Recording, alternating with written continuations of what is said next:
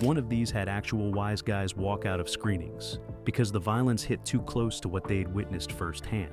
One depicted their daily operations so accurately that the FBI used it as a training film. And one got its technical advisor murdered 3 weeks after release because he'd revealed too much about how the business actually worked. Number 6. Donnie Brasco, 1997. In my laundry room. The 22s? Bruno said you want the 9mm. Yeah. Meanwhile, where the fuck is he? Yeah. Mike Newell directed this one for TriStar Pictures with a budget of approximately $35 million and delivered what multiple former Mafia associates have called the most accurate depiction of low-level mob life ever committed to film. A movie that stripped away the glamour and the mythology and showed organized crime as what it actually is for most people involved. A grinding, paranoid, financially marginal existence where trust is impossible and betrayal is the organizing principle. Al Pacino plays Lefty Ruggiero, an aging soldier who has spent 30 years in the Bonanno family and has almost nothing to show for it. Johnny Depp plays Donnie Brasco, the undercover FBI agent who infiltrates the family through Lefty, and whose operation will eventually destroy Lefty's life. The film is based on the real Joseph Pistone's memoir about his 6 years undercover in the Bonanno family, and Pistone served as technical advisor on the production, which gave the film access to operational details that previous mob movies had gotten wrong or deliberately mythologized. The depiction of how crews operate on a daily basis, the constant hustling for scores, the regular payments up the chain, the endless petty disputes over territory and respect. All of it was confirmed by multiple former organized crime associates as uncomfortably accurate. Michael Franzese, a former Colombo family captain who left the life and has spoken extensively about organized crime, has said Donnie Brasco is the mob movie that gets the reality right more often than any other, particularly in its depiction of the financial struggle most soldiers face and the constant fear of being killed by your own people. What makes Donnie Brasco particularly painful for people who lived that life is its refusal to make organized crime look appealing or successful. Lefty is broke. He dresses badly. He lives in a small apartment. He has been passed over for promotion repeatedly despite decades of loyal service.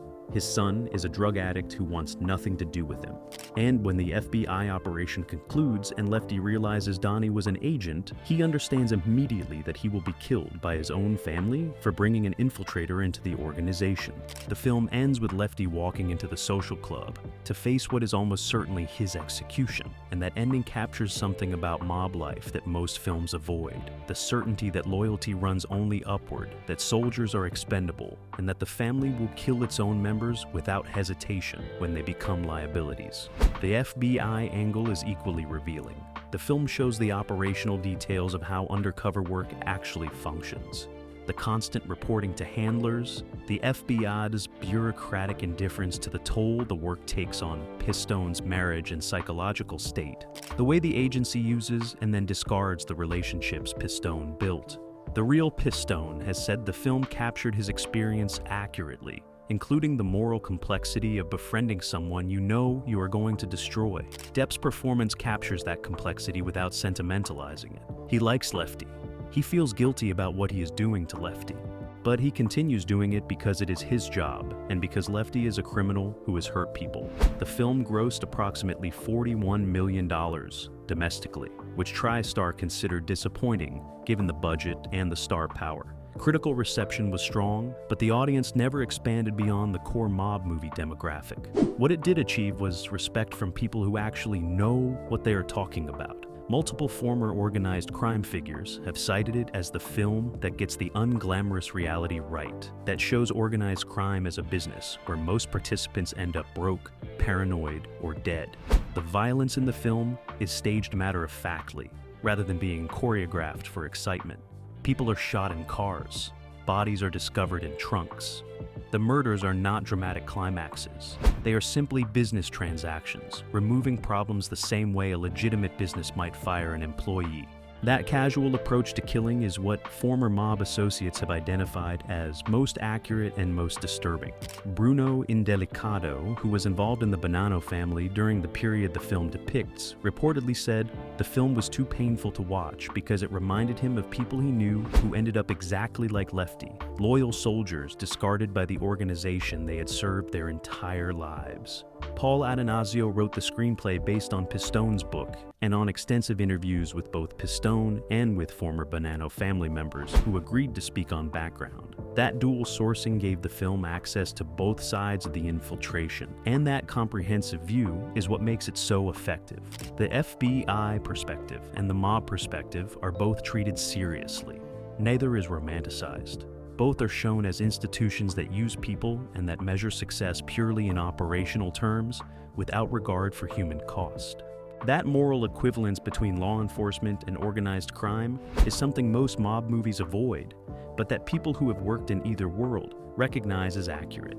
Anne Heche plays Pistone's wife Maggie, with a performance that captures the specific strain of being married to someone whose entire professional life is classified and who cannot explain where he goes or why he is different when he comes home. The marriage scenes are among the film's most effective because they show what undercover work costs beyond the operational risks. Pistone's family life disintegrates because he cannot be present as himself, because the person he is pretending to be starts becoming more real than the person he actually is.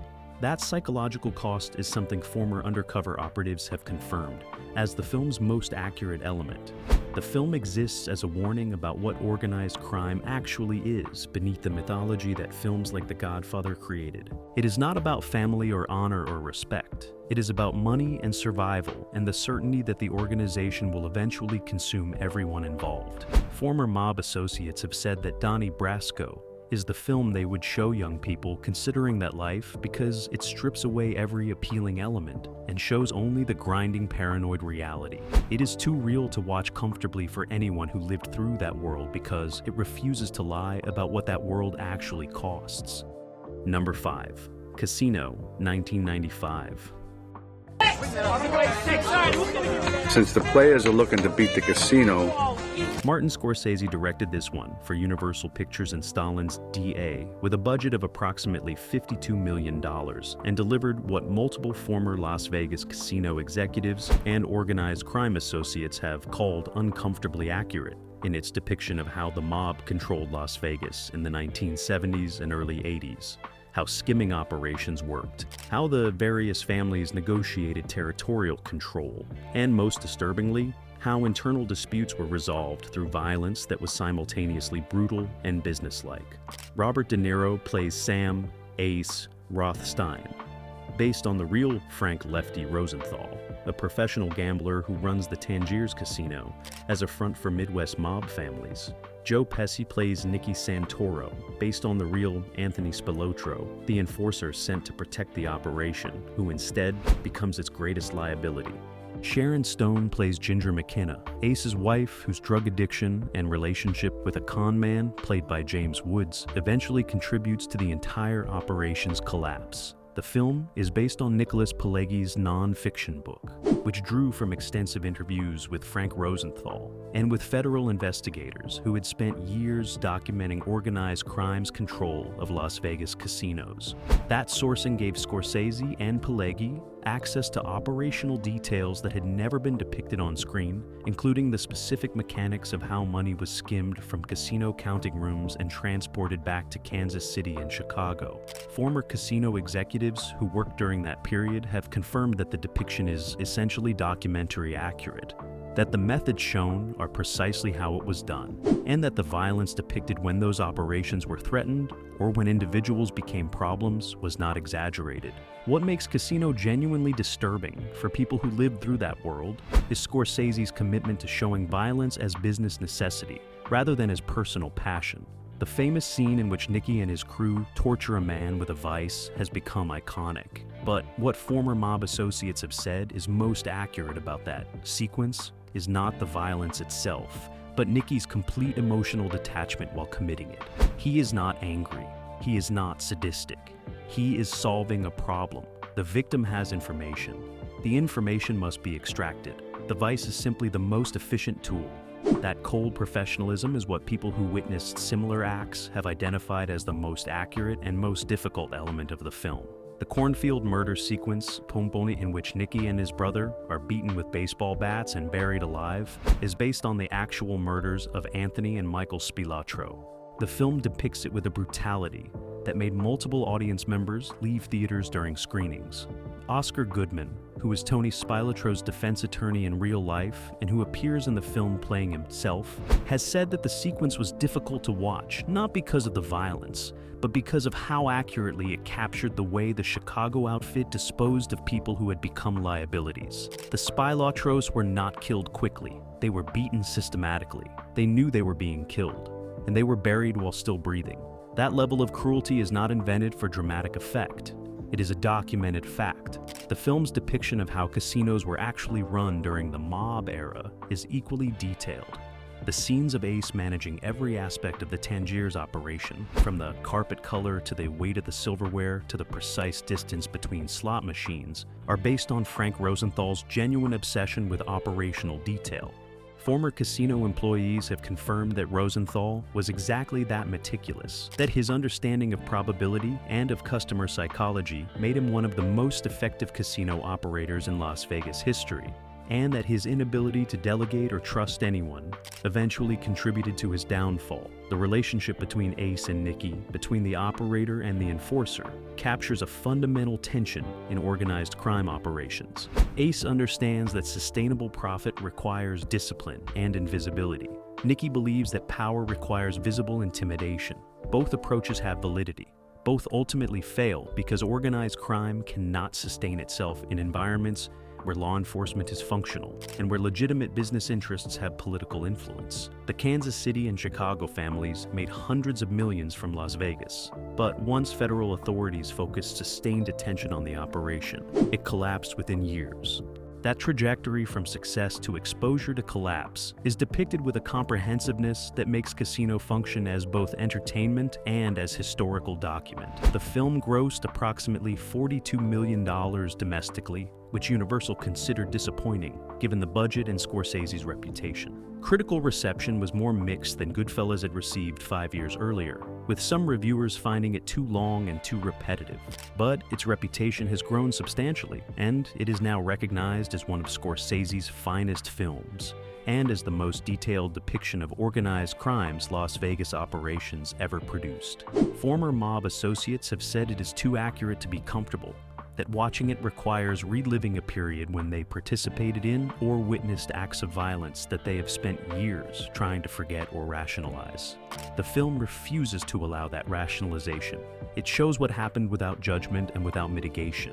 And that unflinching honesty is what makes it difficult for people who were there to watch without genuine psychological discomfort. Number 4. Gomorrah, 2008.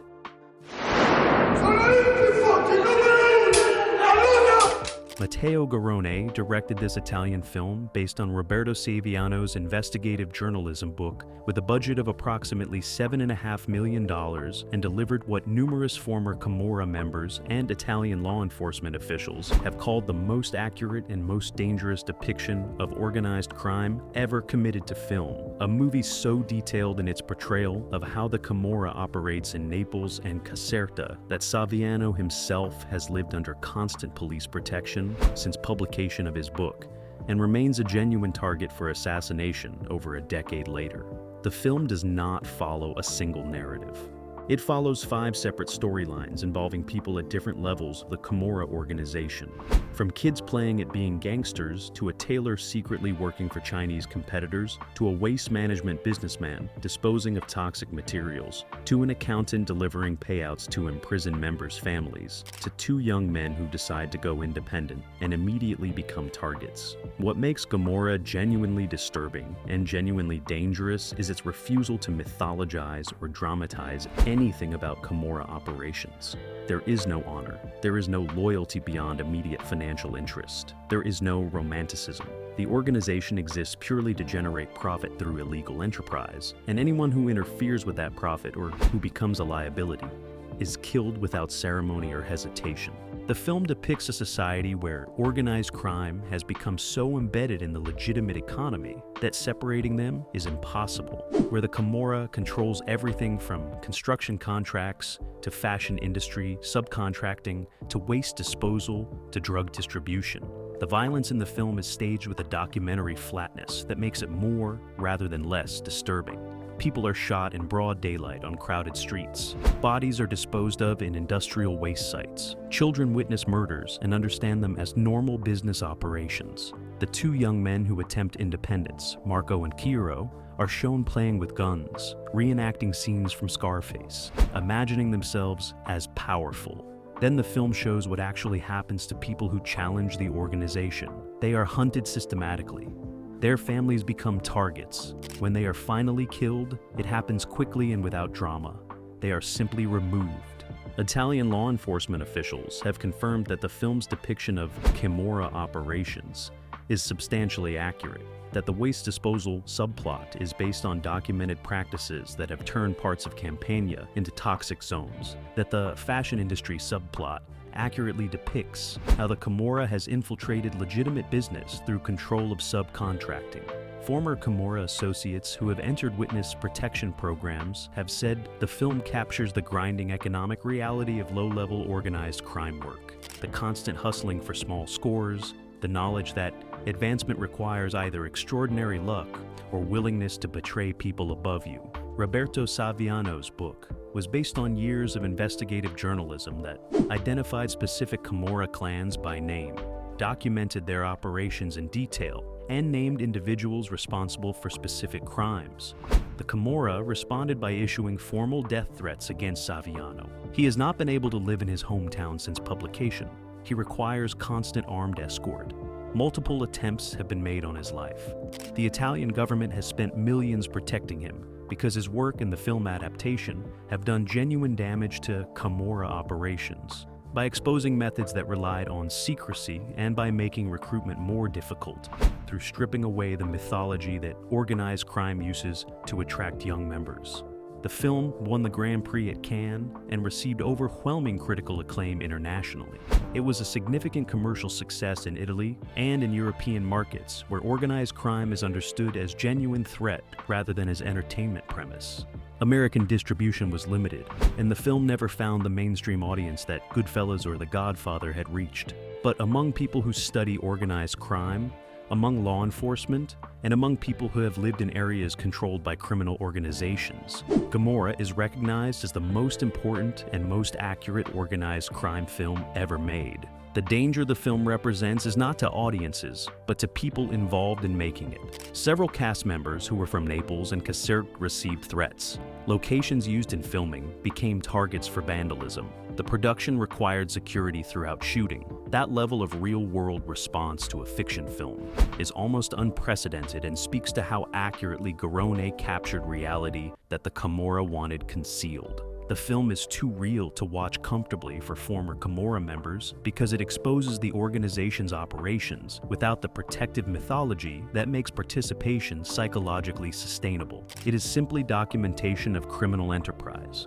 and the documentation is what makes it genuinely dangerous for everyone involved in creating it. Number 3. A Prophet, 2009. Si tu le tues pas, c'est moi qui le tue. Jacques Audiard directed this French film for Why Not Productions, with a budget of approximately 13 million euros, and delivered what multiple European organized crime experts and former prisoners have called the most accurate depiction of how criminal organizations operate inside prison systems, how young offenders are recruited and corrupted, and how the prison itself functions as criminal university that transforms petty criminals into sophisticated operators. Tahar Rahim plays Malik El Jabena, a 19-year-old illiterate Arab sentenced to 6 years in a French prison, who enters knowing nothing about organized crime and emerges as a calculating criminal entrepreneur who has built his own network inside and outside the walls. The film follows his entire arc from terrified kid to hardened operator, and that trajectory is what former prisoners and organized crime experts have identified as uncomfortably accurate.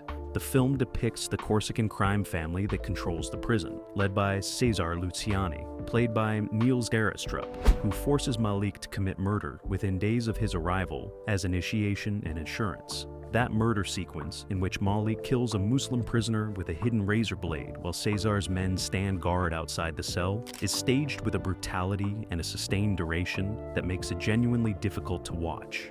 The victim does not die quickly. Malik is covered in blood. he vomits afterward, and Caesar's only response is satisfaction that Malik has now been permanently compromised and can be controlled through that shared guilt. Former prisoners who served time in high-security French facilities have confirmed that this recruitment method, forcing new prisoners to commit violence that binds them to the organization, is precisely how prison gangs establish control over vulnerable inmates. What makes A Prophet particularly disturbing for people familiar with prison dynamics is its depiction of how completely the institution fails to protect prisoners or prevent criminal enterprise. Guards are shown as either complicit or deliberately indifferent. The prison administration is presented as bureaucratic and ineffective. The Corsicans run drug distribution, extortion, and contract murder operations from inside the walls with minimal interference. Malik learns the business by watching and by being forced to participate, and the film shows his education step by step. How to run errands, how to pass messages, how to identify opportunities, how to build relationships with other prisoners who can be useful, how to use temporary release privileges to expand operations outside. The supernatural element in which Malik is haunted by visions of the man he killed adds a psychological dimension that most crime films avoid. The ghost appears repeatedly, sometimes warning Malik, sometimes simply present as a reminder of what he has become. Former prisoners have said this aspect of the film, while stylized, captures something true about the psychological cost of prison violence. The way acts committed in survival mode continue to haunt long after the immediate danger has passed. The ghost is guilt made visible, and Malik's gradual acceptance of its presence mirrors his acceptance of what he has had to become to survive. The film's depiction of ethnic and racial dynamics inside French prisons has been confirmed as accurate by reform advocates and by former inmates. The Corsicans control one part of the economy. Muslim prisoners control another. The divisions are strict, and crossing them requires either exceptional circumstances or exceptional boldness. Malik's mixed background, Arab by birth but not religious, allows him to move between groups more fluidly than most, and his recognition of that advantage and his exploitation of it is what transforms him from victim to operator. The progression of Malik's criminality is depicted without judgment and without romanticism. He commits murders, he builds a drug operation, he orders violence against people who become obstacles. And the film shows all of this as a rational response to his environment rather than as moral failure. He entered prison knowing nothing.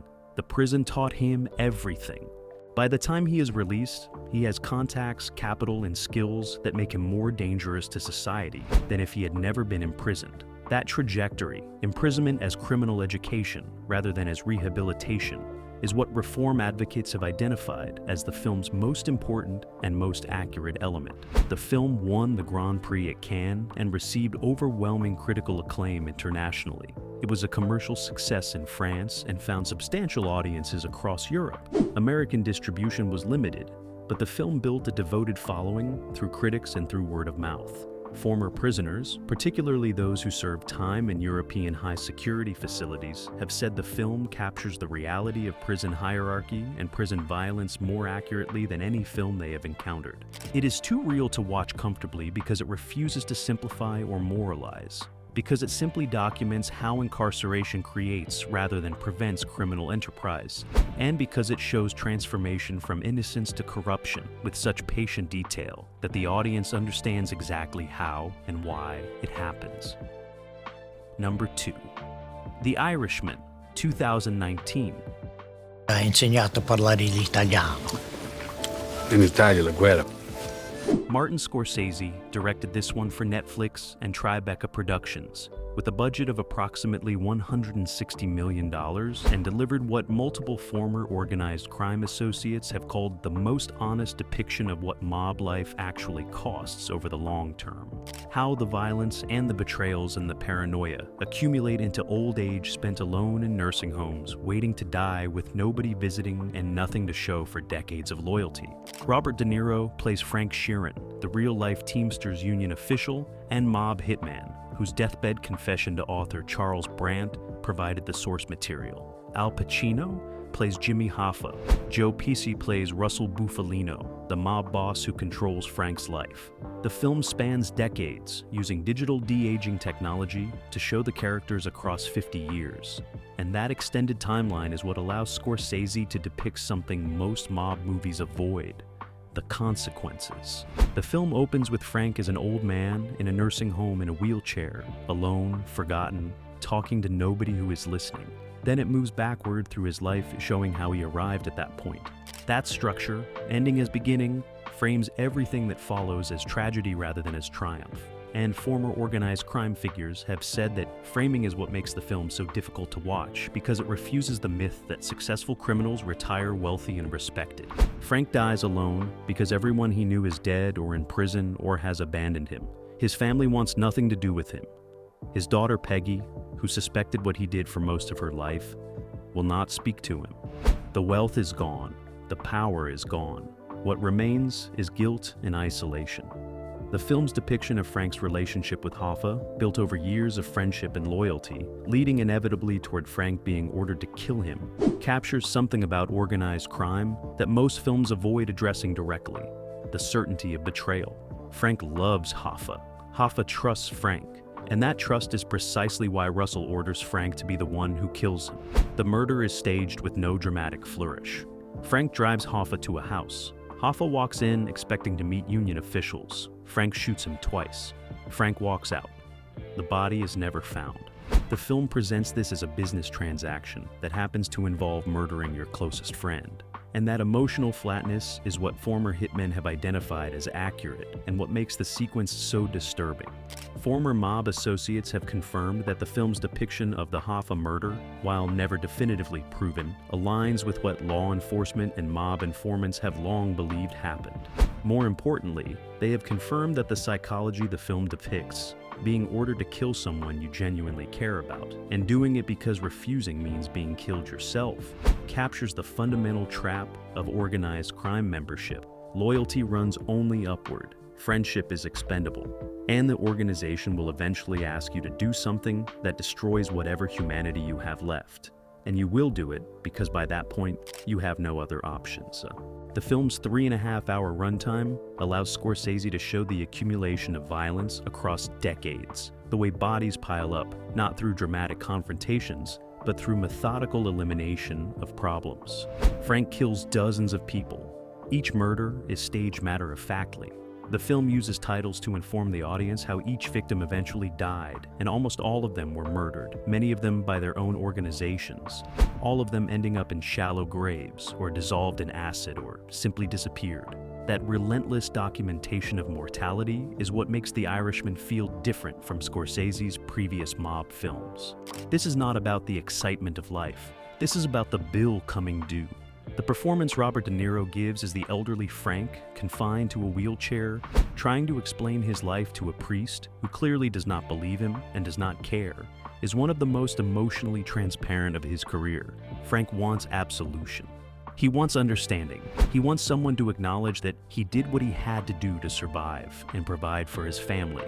And the film refuses to give him any of those things. The priest listens politely and leaves. Peggy never comes. Russell dies. Hoffa stays missing. And Frank dies alone, having spent his last years talking about the past to anyone who will listen, which is almost nobody. Former organized crime figures who have seen The Irishman have said it is the mob movie they least want to watch because it shows them their own futures.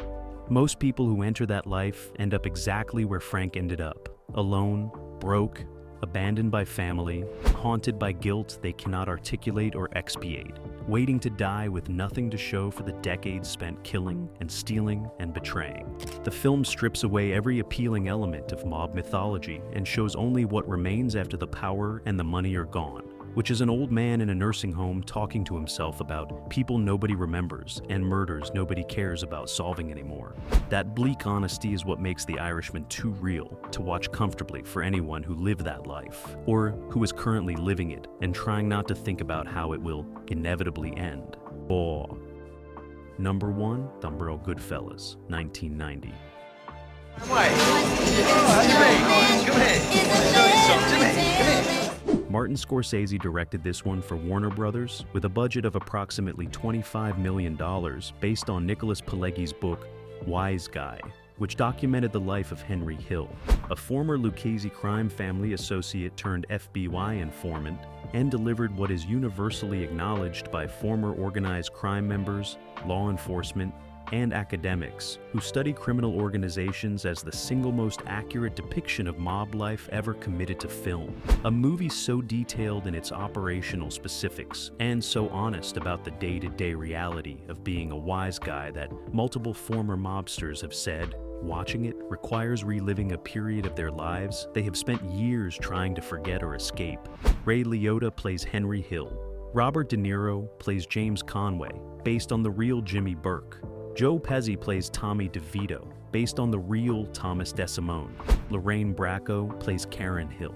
Paul Sorvino plays Paulie Cicero, based on the real Paul Vario. The cast assembled for this film had access to Henry Hill himself, who consulted extensively on the production and who verified that virtually everything depicted on screen happened essentially as shown. What makes Goodfellas unbearable for former mob associates to watch is not the violence, though the violence is staged with a casualness that captures how normalized murder becomes in that world. It is the film's comprehensive documentation of how life actually operates on a daily basis. How crews make money through a combination of legitimate business infiltration and outright theft. How hierarchies function. How disputes are resolved. How informants are identified and eliminated.